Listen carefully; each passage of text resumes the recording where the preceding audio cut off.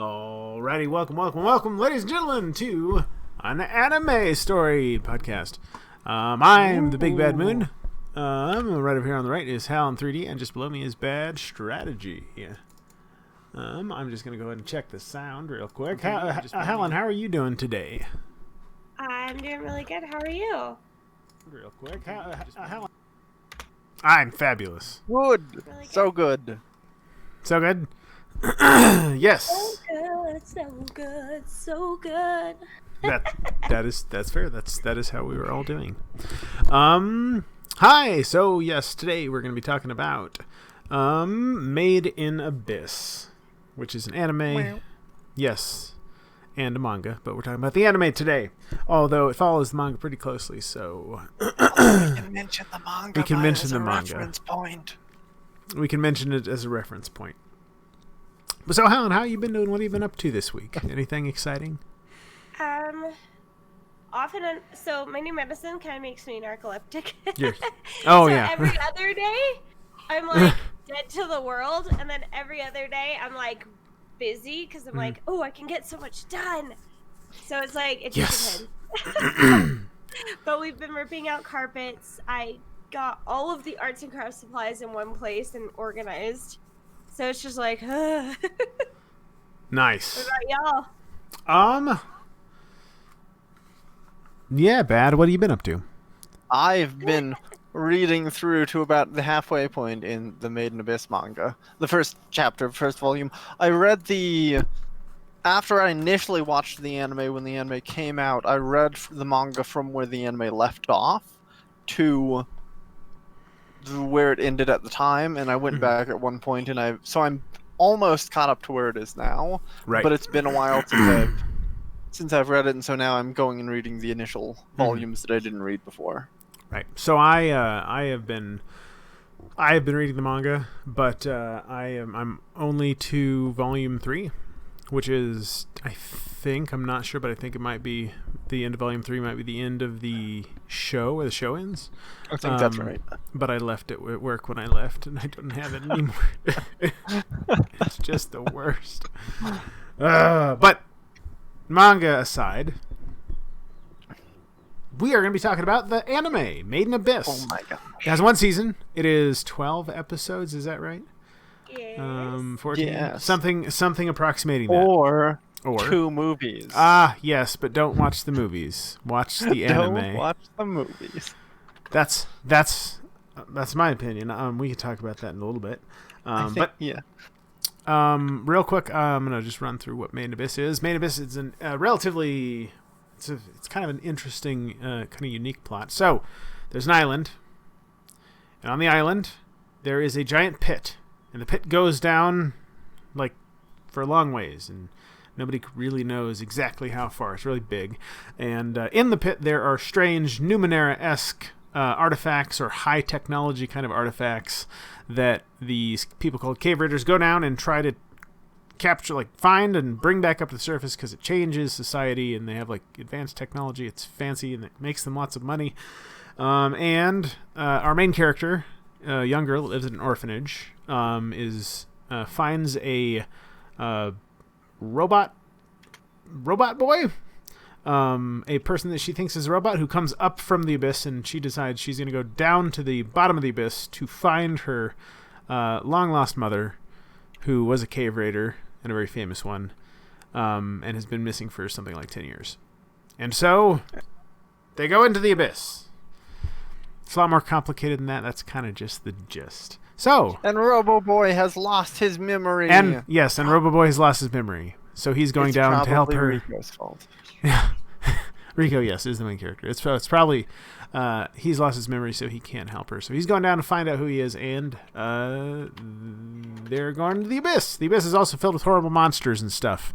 And there's basically it's like if you go into the abyss and you come back up, you'll get the bins where if you go down a certain short ways, you'll come back up, you throw up and your stomach will hurt, and you go down further than that, and then you'll have hallucinations, and if you go down even further than that and come back up, you'll bleed out of your eyes, and then if you go, I think there's different layers, and I think it's the 6th layer where it says If you come back up from the 6th layer, you will either die or lose your humanity. Something like that. Okay, anyways, okay. So, just wanted to get that preface out of the way. Helen, do you think that's pretty mostly on point? Oh, yeah. Okay. Well, and I love the way that they set up the world and they didn't dumb down the audience. I can't stand when they over-explain, but Totally. I felt like they waited the right amount of time. So it just felt really good. But yeah. Yeah, no, totally. And that is a thing that definitely this show has quite a bit of, is a lot of world. There's a lot of world in there, and they don't spell it all out for you, but that makes it feel a lot bigger than it might be otherwise. But okay, so Made in Abyss. Thoughts? It is extremely novel. There is That's no true. other anime that you can watch that you'll be like, oh yeah, this feels like Made in Abyss. It's like, no, No, it's that's just that. I think that's 100% true. I don't. Goes I in can't its think of own anything. category. Yeah, it's very unique. I usually praise it for world building because I think it has a really, really novel, interesting, weird setting that Yeah. nothing else really approaches. And especially in the manga, they have like pages that are just like, these are items, and this is a little explanation of their use, and Right. this is they've got. It's like it really feels like it has a lot of heart. Like the creator of it really cared about the universe they were making and really got into it. And it's also something Definitely. where I tend to conceptualize the person who made in Abyss as an artist. And it's weird because I thought about this and I realized most people who make manga, I don't conceptualize as artists. I conceptualize them as writers. Right. But the Made in Abyss guy, it's a different. I have a different categorization. No, for totally. them. And so you haven't finished. Have you? You haven't finished the first manga, the first episode? No, I'm about halfway through the first volume. At the very end of that of each episode, there's a little letter from the creator, which I think I'm sure you'd find really interesting. Anyways, we're not talking about the manga. Although again, it follows the manga very closely. Really, the manga just has a little bit extra in it. That's also a thing I would like to talk about. So, Made in Abyss, there are 2 watchable versions of it. In general, there are the movies. There are 2 movies, and I think they equate to. I mean, how long are they each? Like an hour and a half, something like that. And then there is the television season of Made in Abyss, and I think that equates to something like an extra like hour, maybe an extra 45 minutes or something like that. So if you watch the movie versus watching the show, usually what I would say for something like that is if you watch the movie, it's not going to take as long, it's less committal, but you're going to get the thing out of it. With Made in Abyss, you're only cutting out like 45 minutes or something like that, and you're losing a lot of exposition and a lot of like good exposition, world building, character. I would say have an opinion. watch the TV show rather than the movies. Opinion. What's your opinion? So, I think if you really need 45 minutes, watch the movie. But you're much better off watching the series.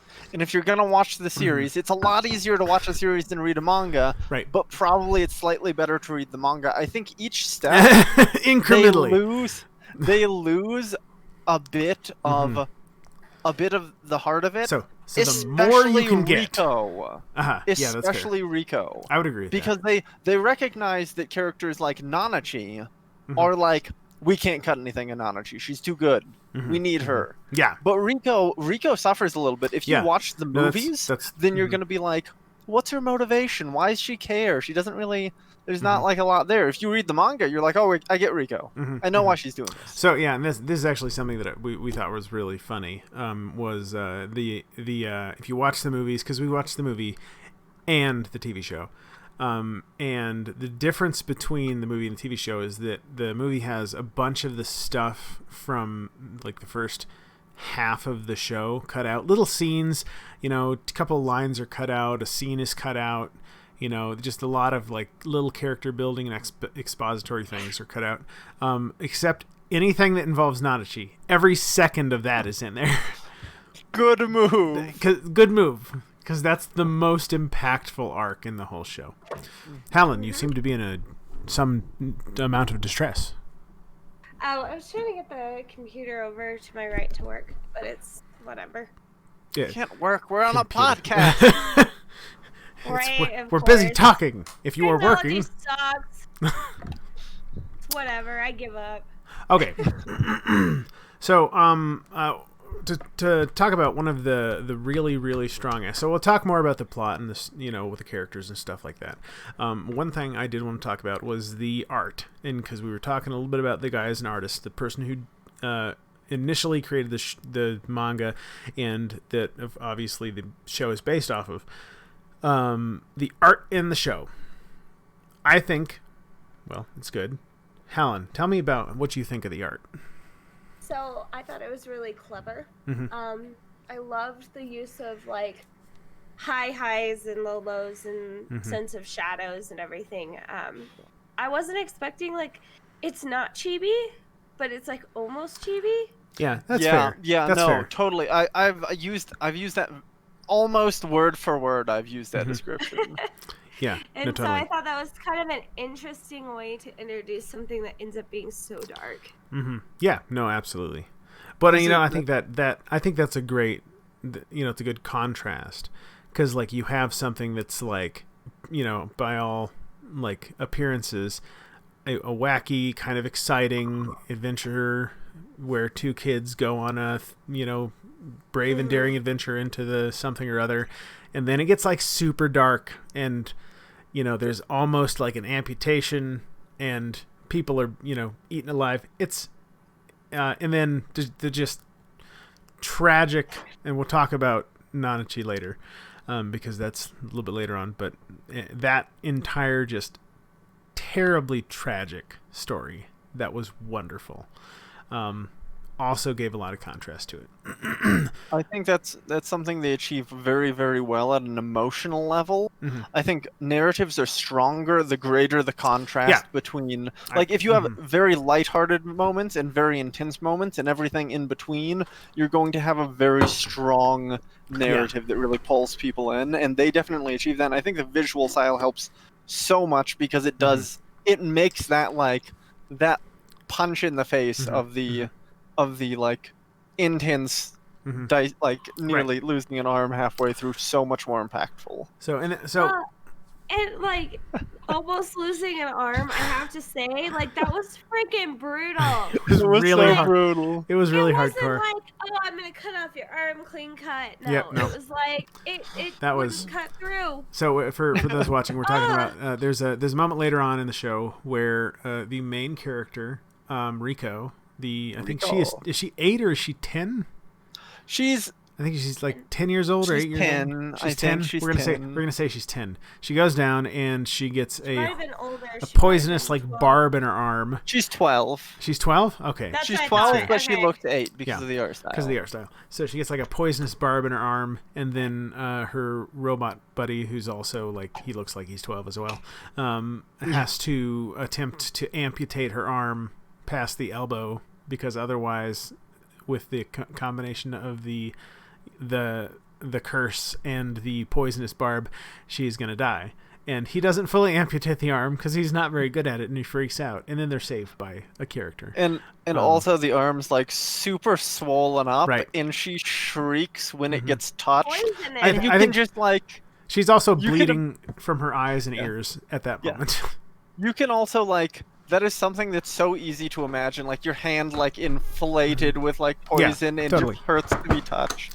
Yeah. Oh my god, I think horrific because I can envision that. I think I during that moment of the anime, I was like, wow, dude, this is kind of hardcore. This is rough. It's real good. But yeah. So okay. So let's I feel like let's kind of back up a little bit and try to frame the show a little bit more, because we're talking about a couple specific things. So the show in general, I think it's about Riko. It's about this character that is she's an orphan, and at the orphanage she is basically the orphans are all being trained to go be cave raiders, and that's I think the orphans are also all the like children of previous cave Right. raiders who have either died or Mhm. just like didn't want to take care of them. right. Or then I think Or like one of the characters is his family died, and he was like wandering around doing. I think it was called rag picking in the slums, whatever that means. and yeah, and then he Rico. became part of the orphanage. Yeah, Rico specifically, I think her mother was like, "I'm going, so I'm gonna leave you here for Right. a while. I'll be back." Right, which was 10 years ago. Yeah. So, Time also dilates in the abyss, quite Yes. possibly. which is an interesting thing that we don't know about yet, unless you've read the manga. I don't know how far the manga is, but within the realm of the show, we No, don't they know. in the show they mention it. In the show, they Odin- mention it, but they say that time moves differently in the abyss. And They so that said it moves so it's Right. slower in the abyss. So if you're in the abyss, like you could wait 10 minutes, and then outside of the abyss, it's been years. right, Also, the way Ozin phrases it, it might be a perceptual thing, Right. right? It might Yeah. be that the abyss skews your own perception of time rather mhm. than actually slowing time down. and This they talk about how it's possible that like her mother's still alive. So yeah, her mother was this. She was a what is called a white whistle, which is kind of the most elite tier of cave raider. And she's gone down into the abyss, to the bottom of the abyss, and Rico, now having not seen her for 10 years, and having received finally her whistle, because all the characters, their cave raiders have a little whistle they carry, and the color denotes the experience level, I suppose you'd say. But she gets her mother's whistle, and she gets a note from her mother, or conceivably from her mother, but maybe not, because it is mentioned that the note was not in her mother's handwriting, that says, "I'll be waiting at the bottom of the abyss," or something like that. So she, after having, also to frame that, the character Reg, who He's the robot. he's the robot boy who. We don't know that he's a robot. Well, that's true. So they call him a robot. He looks like a robot. I've been waiting Yeah. to talk about this. Okay. So, when we first watched the show, like, she doesn't have any modesty around him because she's like, "Oh, well, he's a robot, so it doesn't really matter if I'm like going potty Yeah, no, or she's- I don't have clothes on or whatever." Like, it's so innocent, but it's so funny too because we don't know that he's a robot. Right. He has many human things. Right. Well, and this is okay. And this is the joke. Like the joke, I think there's the joke up at the beginning where she says he's a robot, and then he's like, I couldn't. He has a bunch of like human body parts, but she's just convinced he's a robot. She also names him Reg after the dog she used to have. And there's a joke that happens a couple times in the show. It happens more in the manga where she says, "This is my star compass. It points to the bottom of the abyss." And everyone's like, "Doesn't that just mean it points down?" How is that helpful? Because she doesn't actually know what it does. No. She just decides that's what it does. And she freaking loses it. And she That's- loses it really early on. And that's so much more clear in the manga because, Right. like, I think if you watch the movies, you're less certain that she's uncertain about it. It seems more like she knows clearly what it does. Yeah, and I think that's intentionally, it's speaking to her character. Like she's confident and she says this. She doesn't actually know all of these things. She is relatively knowledgeable, but she's a kid. She's 12. Of course she doesn't know what the star compass does. She's just decided what it does. And I think it's the same thing for Reg. He's called a robot. They call him I think there was another name they used, an Albade or Albud or something. Albaid. Yeah, Albaid? Albaid. The other name they use is like the name for a priceless relic. Right, a priceless relic. Yeah. And that's he's this, we'll just call him a robot. He has like beams that can shoot out of his hands. His arms will can shoot out and extend, and he can climb up stuff. He's also like incredibly durable. So they called him, and I think one of the things they called him was like a grand relic of the abyss, or a grand like supreme relic or something like that, because he's like got so many fancy things going on, and that's the reason they go into the abyss, to find the advanced technology that is down there. So he has come back up. She finds him. She runs into him, and he has lost his memory. And so when she decides to go back down to the abyss, following her mother's note and trying to figure out where her mom is, he decides to go with her because she is the one that like found him, and so he has a bond with her, and he wants to figure out what's going on with him. Is he a robot? Why doesn't he have memory? Etc. etc. At the beginning, in order to turn him back on, quote unquote, she electrocutes him, which might be why he doesn't have a memory. First they feed him cold, then they electrocute. And she also puts a stick up his butt, which was the thing they mentioned, but they got it out. They did mention that. Yeah. So she is an experimenter, let's say. So that's how that's the kick off the story. They start heading down into the abyss, and they do this, of course, against the guidance of their friends, and they of course have to do it in secret, because if they were like, "Hey, we're gonna go down here," their mentors at the orphanage would probably just be like, "No, you're not," because if you do, you're gonna die if you do, because it's horribly dangerous down there. They probably also wouldn't let them take the equipment that is almost certainly orphanage equipment. That is all definitely not theirs. Yeah. Framing Reg and all that. That's just what I wanted to do real quick. Helen, did you have more to say on Reg being a robot? Yes. I don't know. I thought it was really funny how they went into depth about him having like boy parts, and how she's like, well, he's still a robot, but like his skin is like interesting, but like it's not human, because she's like, look, it's bouncy.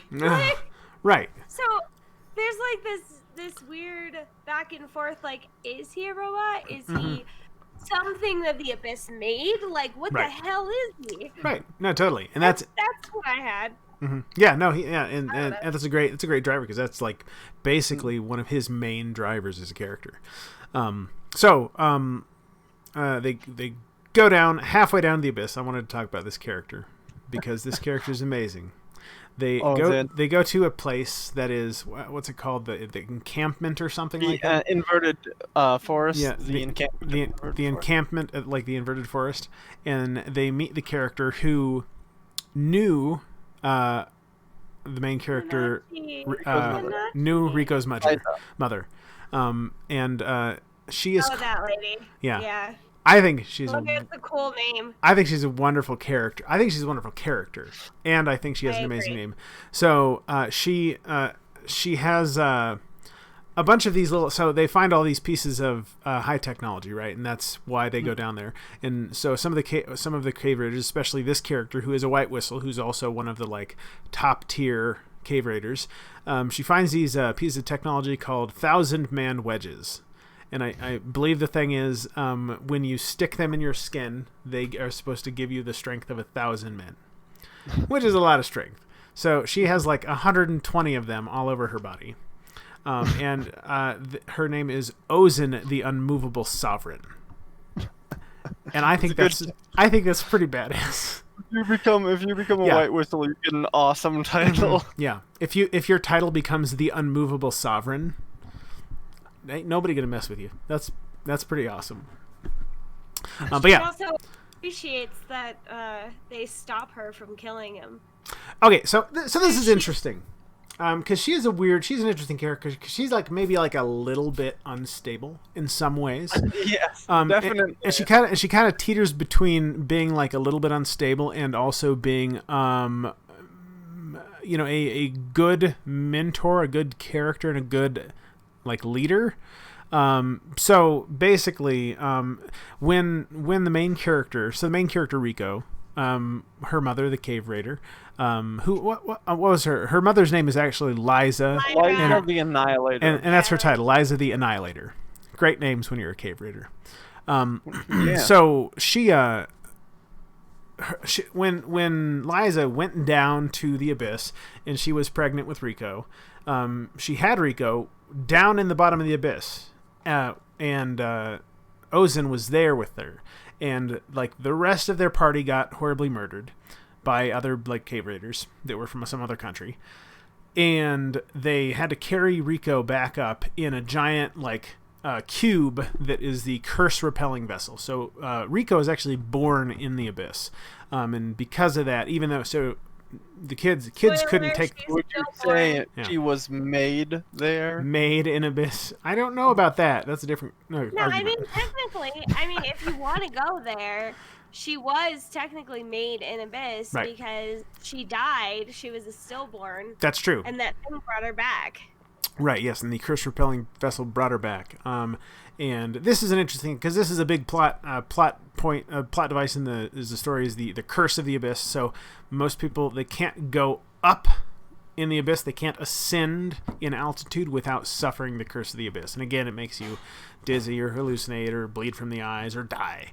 And so basically they were down, and I think it was the 4th layer, and because she's a little baby when she was born, she was also stillborn, and they put her in the curse-repelling vessel, which brought her back to life, and they brought her up to the surface, and so she's alive, but she gets headaches if she doesn't wear her crystal glasses, which is why she has glasses. But only at the higher levels if she doesn't wear her glasses. At the lower levels, she's okay. Really? That's why she's not wearing them. Yeah. Oh, interesting. I didn't know that. Yeah, I don't remember that. So she doesn't have to wear glasses deeper down? Yeah. Kind of neat. She's born in the abyss. So let me think. Yeah. So Ozen has this history with Rico and with her mother Liza, because she was a really good friend. She was Liza's like mentor and teacher, and it seems like Liza really liked her, and they had a good relationship.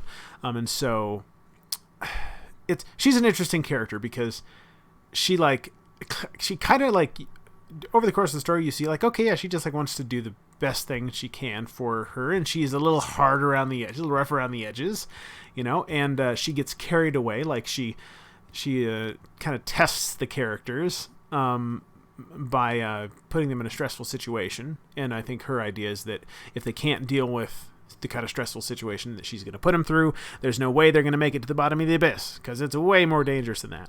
And then she ends up training them and giving them advice, and we get some backstory on her, where she and I think there's a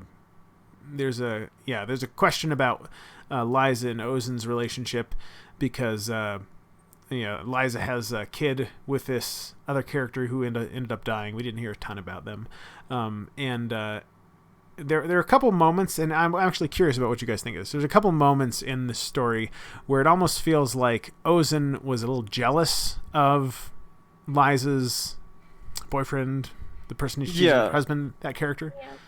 I mean, they follow up the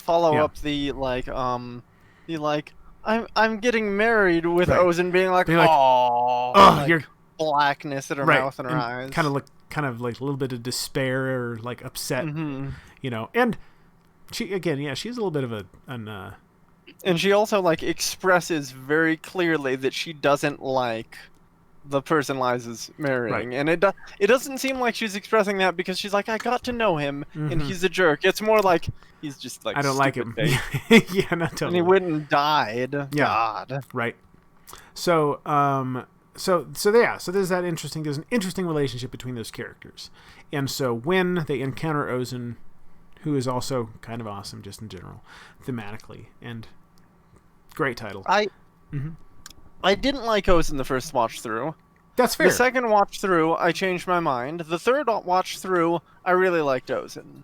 I completely agree. Because the first time I watched it, I was like, why is she so mean? Like, yeah. Oh. Right. Yeah, it's she's a weird character because the Yeah. first time I watched her, I was like, her arc felt really arbitrary to me Right. and No, weird. that's fair. But by the third watch through, I was like, I kind of like her. I kind of think she's really cool. I think I think you get her.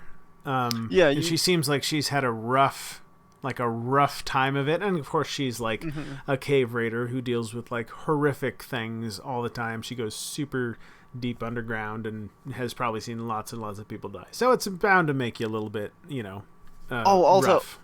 I mean, also like she says to Liza in the flashback, like, I have like scars all over my head from like Right. the mental attacks Right. of the abyss Right. on the sanity of the Hair to people who cover it, delve yeah. into it, and it's like, that's pretty hardcore. Yeah. No, totally. Pretty Yeah. intense. Well, Yeah. and that's why she has her hair a certain way, is to cover it. I Right. think Yeah, that's they really explain the detailed. anime hair. This Yeah. never Yeah. happened. Oh my god! It's not just Usually- because it looks good.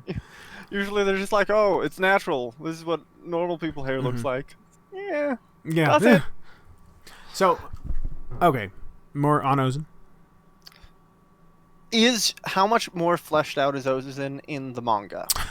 Honestly, I'm only about halfway through that section. Okay. I think she's a little bit more. I think you get a little bit more backstory, a little bit more flashback stuff. So I would say a little bit more. Probably in the same ratio that like the movie is to the TV show. Like you get a bit more, not like a ton probably, but a fair. little bit more. But it's kind of enough to be really meaningful, because you're like, there's not there's like, maybe the creator struck a good balance, and skimming off a little bit just makes it slightly too thin. Yeah, no, totally. Switching between media. Although, again, for something that they do that, because a lot of the time when you change your format, your media format from something like a book to a movie or anything that's animated, you lose a lot, or you change it so much, because again, those things can be just structured in a very different World way. apart. Yeah. So, but they do an excellent job. I do think comics translate better into like film or into animated film, than like a book does. That's I Comics agree with that, because they're structured a lot. They're more both similarly. visually focused mediums, and you can translate shot in the very carefully thought out shots and frames of a comic to a video. Right. Yeah, relatively absolutely. well. And they're scene for scene, they're formatted very similarly. Like the way like a novel is written, a novel scene is written in a very different way than an animated thing. First of all, you're in a character's head most of the time, and it goes a lot longer, and there might be even a shorter span of time. So the way that the scenes are actually structured, it works really well between those two pieces of media. But anyway, Hallen, do you have any thoughts on any of that? Just wanted to hope we're not talking over you. No, you're not. I love the scene structure. I actually appreciate the ambient sound. Oh, the yeah. ambient sound got me, because I felt like it really tonally set like what level you were on. Right. Like even when like you meet the birds that use human corpse, Right. there's like this kind of rumble that's low that like really hyper focuses in on that scene, that Right. moment, that specific monster even. Right. I feel like draws you in, and I love music for that reason. Oh, yeah. Is that or ambient sound, because to me I was so surprised at how much of a difference music can make. So like you have this one song or this one sound, and it'll focus you in on these characters, but if you had that same moment and you add this other sound, it totally changes the scene. And Yeah. I thought they did a really good job tonally bringing that to life. Yeah, no, I agree. And actually, that reminds me of a thing that I wanted to bring up earlier. One of my favorite opening credits of any anime ever, and it's just the first episode. The way they do the opening credits in the first episode is they have the first scene of the story, and where they find the main character finds the robot boy, and they are like, oh my god, he's unconscious, let's carry him up, and then they grab them, and then the credits roll as you see the characters slowly ascending, up a path and through a village. You see the village, you see them walking by people, you see some people going about their day, you see them interacting with other people. You see, you get to witness the world during the opening credits as all the credits are rolling. And it's great. It's super good. So, I absolutely love delayed credits. Right. I love it when the credits are like a quarter of the way or a third of the way into the episode. Yeah. And I especially love when the credits do this like visual storytelling, because they really give you a feel for the world during that scene, and it's just absolutely. Well, and solidly so on point. I have to say something on this because I feel like they did a very beautiful job at the credits. Oh, yeah. We didn't. So there are a lot of animes who cop out on the credits. Yeah, no, totally. Especially the ending credits. Like, yeah, that's fair. Yeah. I'm like, okay, like the anime was great, but now this fucking credit shit, like, it's like, okay, it's over. This sucks. I mean, the ending credits half the time don't have anything to do with the anime. Yeah. The ending credits, anime ending credits are really interesting because they can I love that they utilize totally them. different scene. Or Yeah, what kind of do theme. you guys feel on the ending credits of Made in Abyss? I'm trying to remember them. They're happy. Oh They go yeah, down the and they go abyss. down, and there's like they're like and they're You see like their little cooking and adventures stuff. and Yeah, no, stuff. totally. That's the funny tone. I thought that was fun. I like when they use the credits to tell the stories still. Yeah. So they did it a couple. Yeah, because actually the ending credits are kind of sort of like a recap of the story, because it's just like they're doing this, they're going deeper, and then there's Nanachi here, and It's funny because it like, yeah, you see Nanachi in the credits before Yeah. you see Nanachi. yeah, you In do, the yeah. show. Which is that's you're that's that's Who's classic. she? Who's that person? Why is there a Or- bunny girl? Bunny girl, yeah. Okay, so with that, we'll move on to after the characters leave the encampment, the seeker camp. That was what it was called, with Ozin, the unmovable sovereign. They go down and are they experience horrible monsters and oh god, what's Rico gets poison in her arm, and they Reg has to, and these again, it's Reg been attempts relatively to. lighthearted. Reg attempts to amputate her arm, and it's really hardcore. It's very upsetting, and of course Reg is very upset, and it's like a disaster.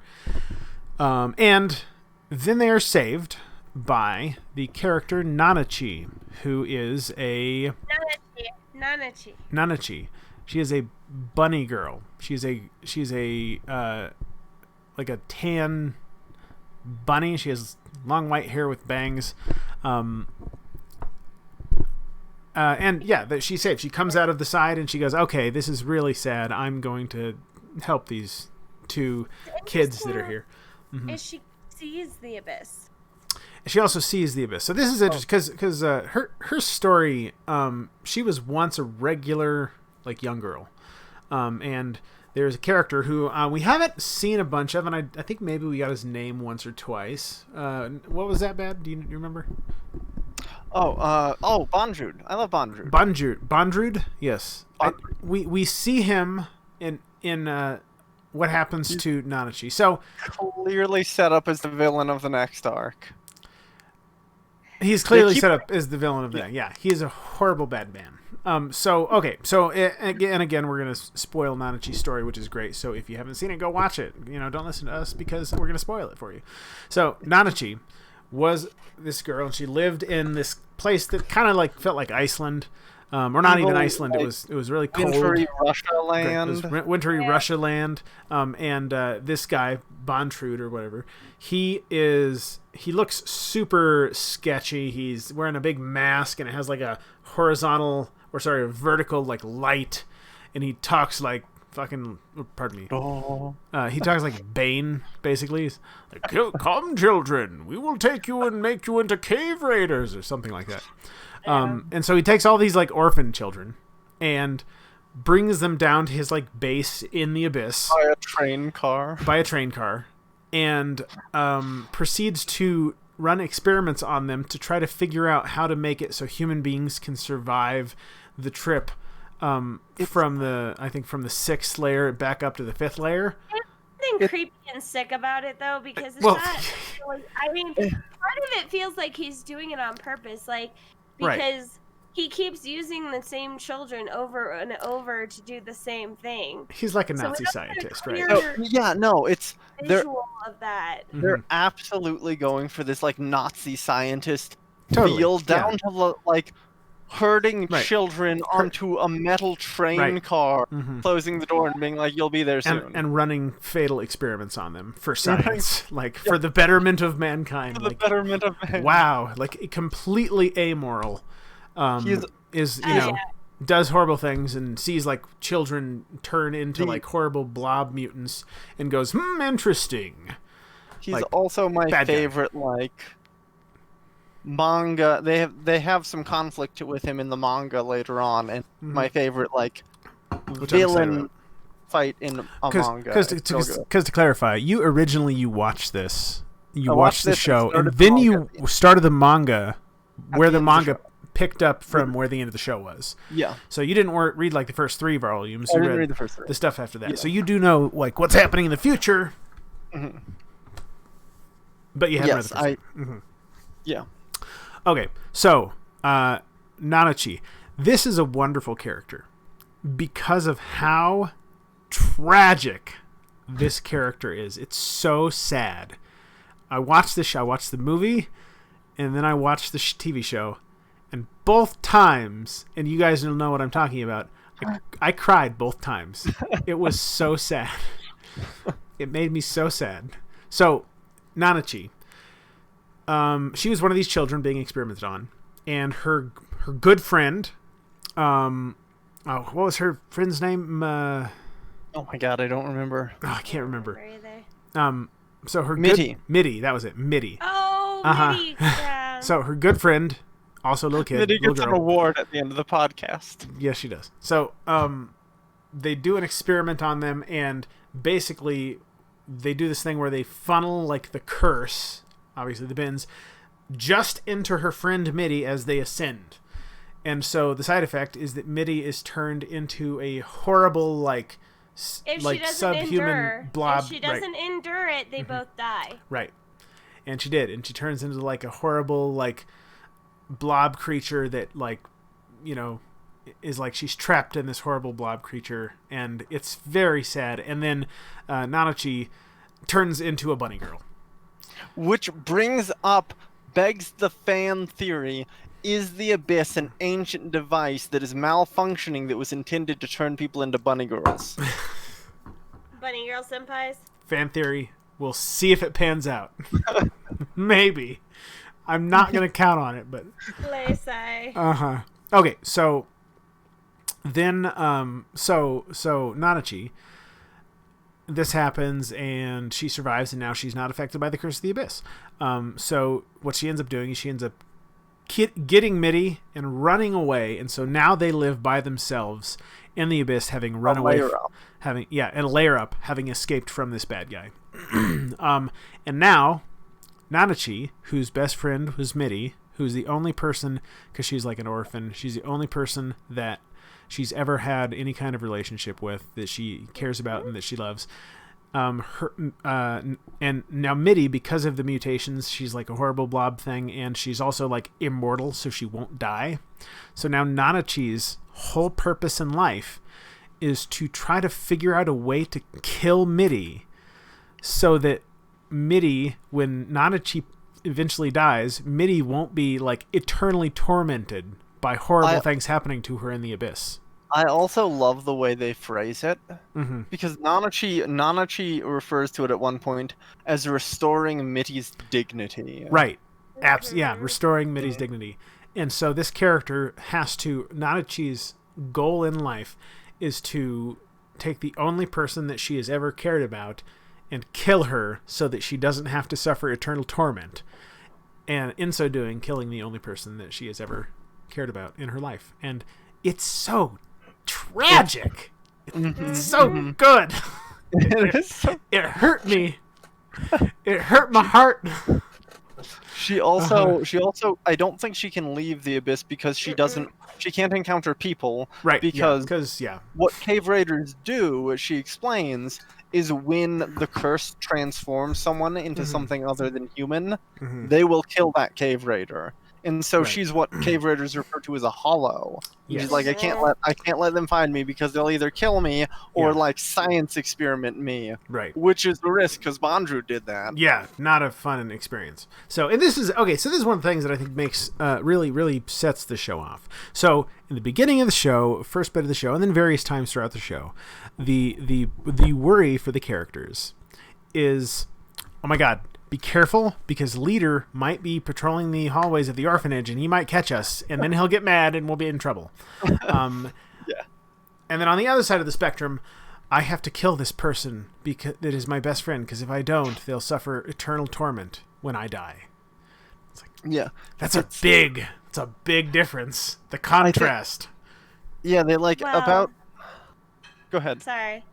Well, No, and please. the biggest thing about that is, as human nature dictates, we love when we have swings that big. Oh yeah. When No, they're absolutely. like light swings, we're like, okay, cool, Yeah. we're on the ride. But when we have that contrast Yeah. that is vast but also Mhm. makes sense, Absolutely. we It eat it fits in. alive. We're like, Mhm. ooh, It's- oh, good. I mean, and Yeah, it's because can- yeah.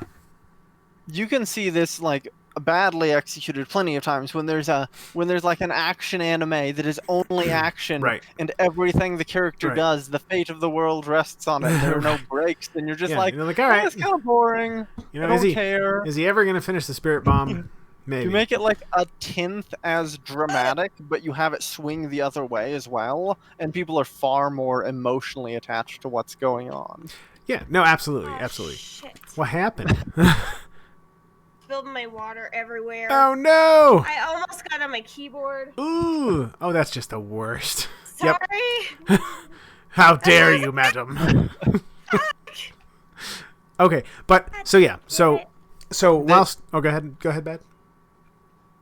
They also set it up nicely, so they have the inverted forest outpost, where basically they get beat up by someone who's like, I'm nice, what will the not nice people do? Right. This is serious. And then they get down to the next layer and they do the 1-2 punch of like horrific arm amputation scene, Right. followed by God, yeah. Nanachi's backstory, and it's Yeah. so much more powerful. Yeah. Well, you get into it and because you're like, yeah, no, totally. This Yeah. place is real. Oh yeah. And I think that's the moment that sells the show for most people, because they're Absolutely. like, oh Yeah. my god, this show is Right. actually real. Yeah. No, totally. And this is I think this is the thing that I had said when I first watched it was this was a really good show until the Nanachi arc. Then it was a great show because it really set it off. And so that is a yeah, delightful, super good. But okay, we will. Any final thoughts or roughly final So- thoughts, Nanachi? I Or- wanted to go over some things that were brought up in chat. Yeah. It says, not completely sure if Nanachi is a girl or not, I think- TBH. I think she was a girl. No, I thought totally she was. girl. Yeah. I She's a thought bunny so, girl. too. She's also like clearly uncomfortable by Reg touching her, Mhm. and like because all the characters are like, you're so fluffy. Can I just like? right, you're a bunny. She's like, Get away no, from it's me now." creepy when you do it, Reg. But then Rico does it, and she's Right. like, it's not so bad. It's like it's Mhm. kind of good. Like maybe lower. Right, because she's a bunny. Great. The other thing is somebody said, if we didn't cry at the part where Mitty dies, then we have no soul. Seriously. No, what you do is you cry when you watch it alone, Mhm. and you pretend you didn't cry when you watch it with other people. Yeah. Looking for wall scrolls, and I found a wall scroll with Mitty and Uh-huh, Nanachi, uh-huh. and I cried. Just I was watching like, it. "What?" Well, He never and- saw it at that point, and and- he was like, "Don't spoil it. Why the fuck are you crying?" I'm They- like, "It's nothing. on It's nothing." so on a kind of side note about that, they also constructed that whole arc. It's not just about what happened. It's about the arc was constructed really well. Nanachi as a character is kind of terse. She's a little bit dry. She's a little bit matter of fact, and she is like, if you know, like when we're worried that Rico's gonna die, she's like, if you don't go do that, then your friend is going to die and stuff. And she's like, oh my god, okay, I'll go do it. And so she's a little like that. It's and then, also or here, let me finish now. yeah, go ahead. So, so this is the way Nanachi acts, and she then, when she asks Reg, because Reg has the disruptor arm, he has like a laser cannon on his arm that destroys everything.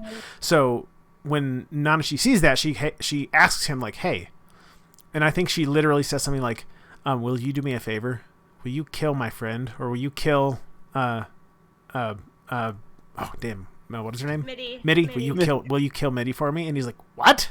Huh?" And then she explains it to him, and so and I love that they took their time with that, because to build up to that right moment away, because like Nanachi says that, and then he's like, "Well, I don't know yet." Right. And yeah. so it takes him a few days It at does. least, Because certainly it would. before he's like, "Okay." Yeah. And so I get it. So she. And when Nanachi stops Right. him. Right. No, and this is the great. So this is her character. She's terse. She's kind of nonchalant. She's kind of short with people, and then when it comes to the moment where he is going to kill Mitty for her, she like sets up a bunch of stuffed animals and says okay, and then walks away. And then he's about to do it, and he's like has his laser arm going. She goes, stop, wait, and then she runs over and starts like bawling and saying, "I'm sorry, I miss you," and then like. It's really sad because she like breaks this character. So this also this contrast in her character breaks, starts bawling, starts crying, and it's just it really well constructed as far as that arc goes. I like how Mitty disappeared in Rico's dreams when she dies, but. Right. Mitty is like nomming on her like the entire time. Right. Yeah. And so like there's almost this like psychic development between Mitty and Rico. Yeah. So there's a very interesting thing. Yeah, where because Mitty kind of like bops around while in the little cabin they built, and she ends up like getting like sucking on Rico's face while she's unconscious after recovering from her arm. Horrific. And it's her.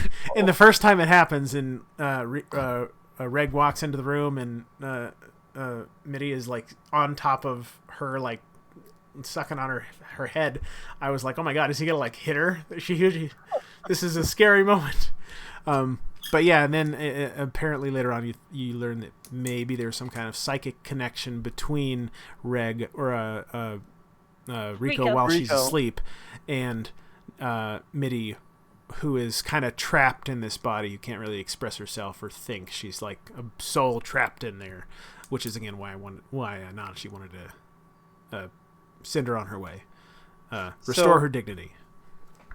What I especially liked about the Mitty's death was the imagery of burning stuffed animals is perfect. That was great, right? Good imagery. And I agree. Your innocence. God.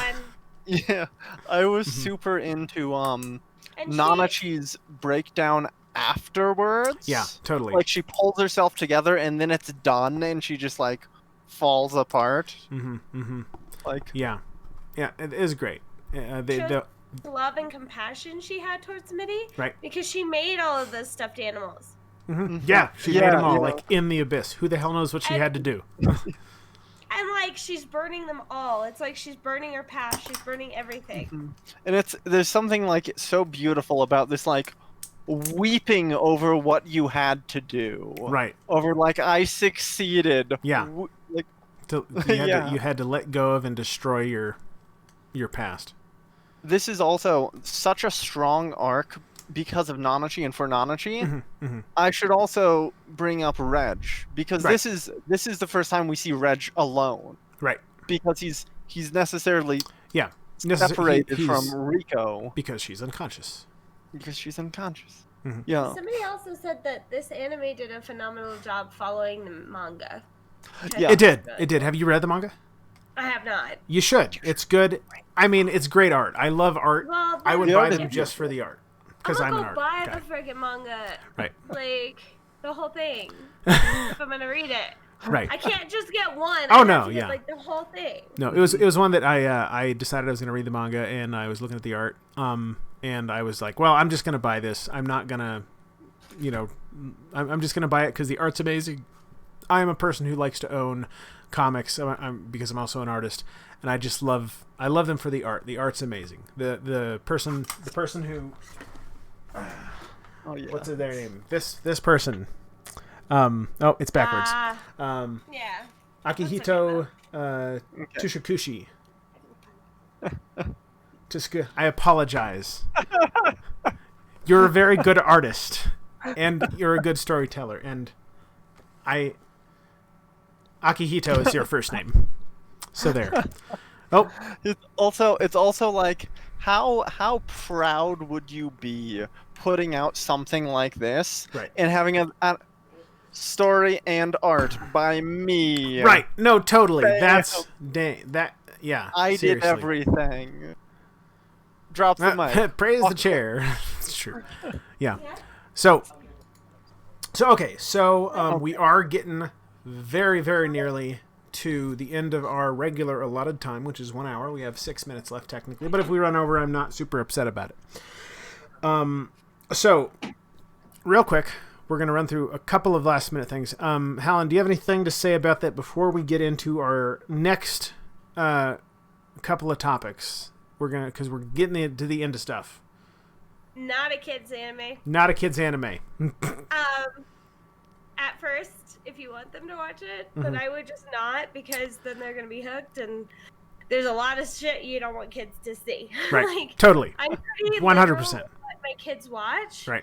But like, I would not let them watch the rest of this. So, perfect. So, with that being said, who would you recommend this anime to? Who would you tell to watch it? Not for the faint of heart.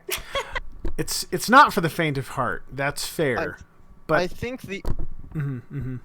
I think one of the awkward things is you really sell people on the Nanachi arc, and that's over halfway through. It's there's the thing, because you gotta. It's a person who gotta commit to it. I remember the first time I tried to watch this, I watched the first 2 episodes, and then we just didn't continue watching it. Watch it all the way through. It's an amazing show. It's an amazing piece of anime. It's an amazing piece of manga. I mean, honestly, the only reason I watched it is because I heard you guys liked it, and then I heard other people liked it, and I was like, okay. And I sat down and I was like, okay, yeah, and it picked up as you go. Yeah. I would definitely describe it not based on the Nanachi arc. I would Yeah, say that it was.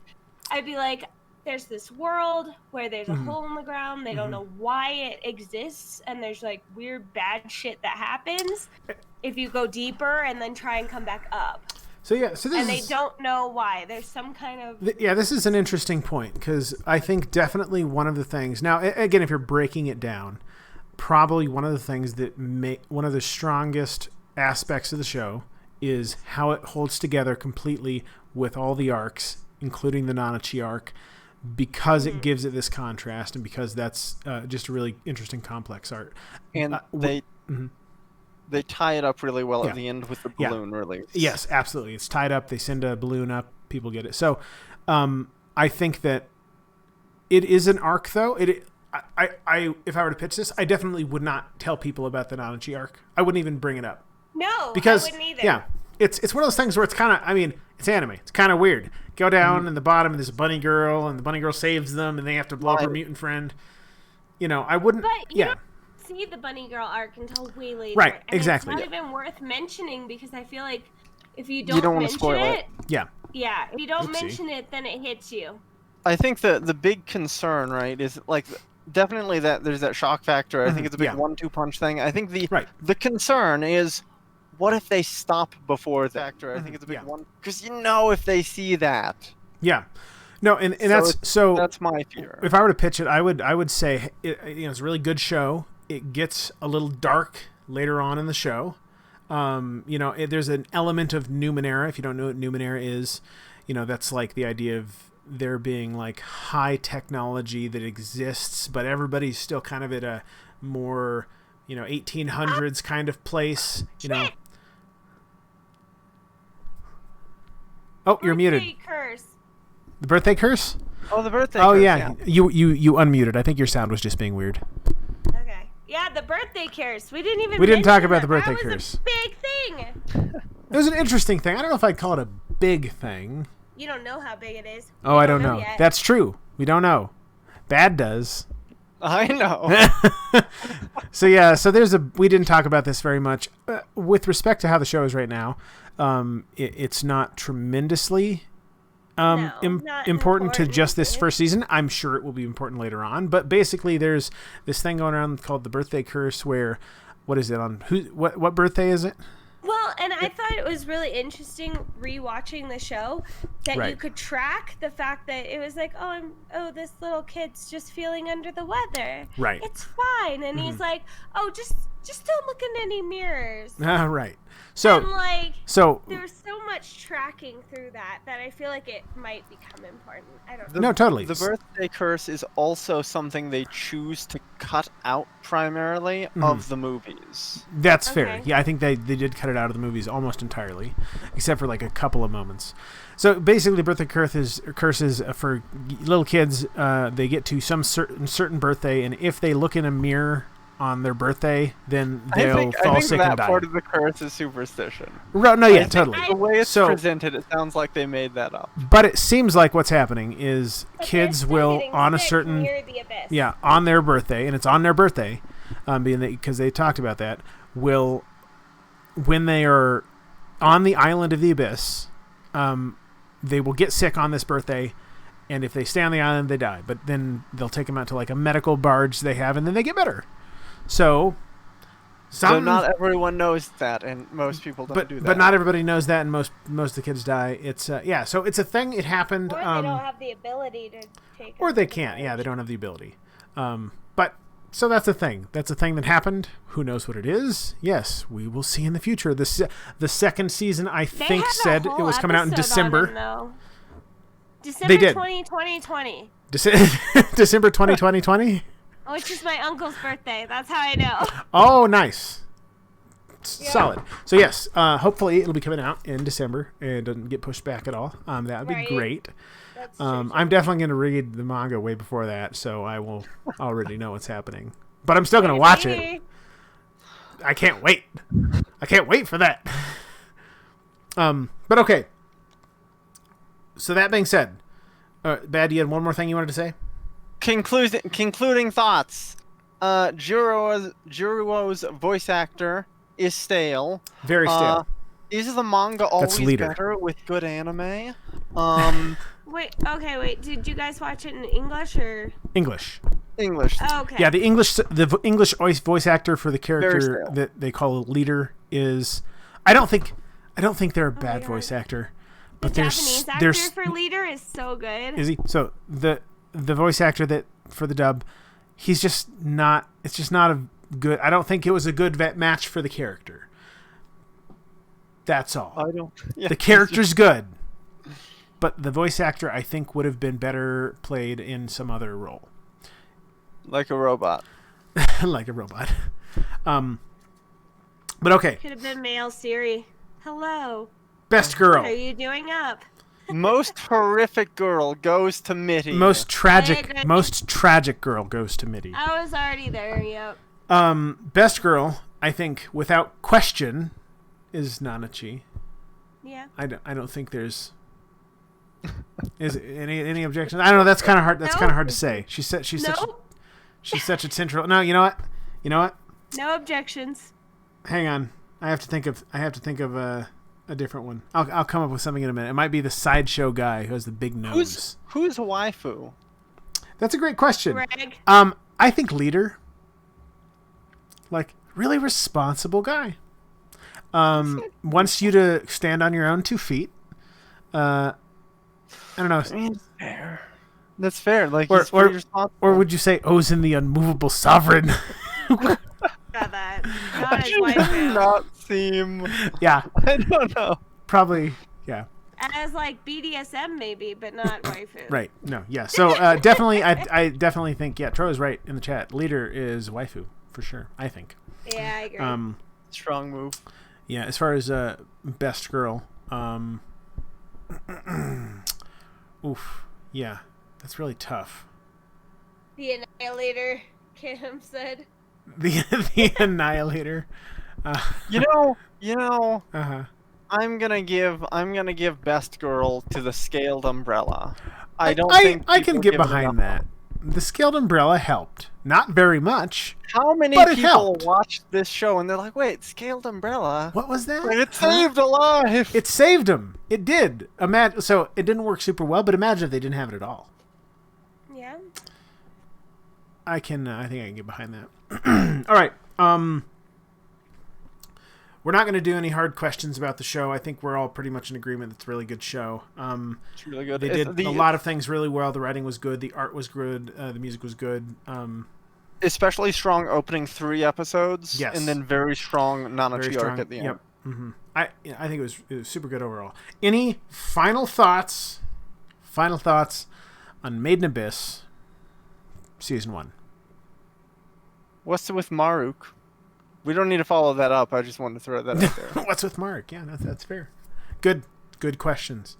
Solid. Very well done. All right. Great music. You can watch. Where'd you guys find Made in Amazon Abyss? Prime has the sub. Amazon Prime has the sub. There are lots of legitimate sites with There- legitimate sounding names where you can I find it. appreciate the amount of anime that they brought to Amazon Prime. I think it's really awesome. I agree. And this one you couldn't find on any other streaming service that I could find. What was the one that you found, Love? I try to said Verve has the sub and the dub. Verve. That's right. Sub and dub Verve. is on Verve. That's what I meant. So if Sweet. you haven't watched it, go watch it there. And if you haven't watched it, why did you just let us spoil the whole thing? You are a silly person. But okay. Next. Let me see. What's the day that's going to be next time? We are going to be talking about. Boop-a-doo. Do we want to do Tutaru?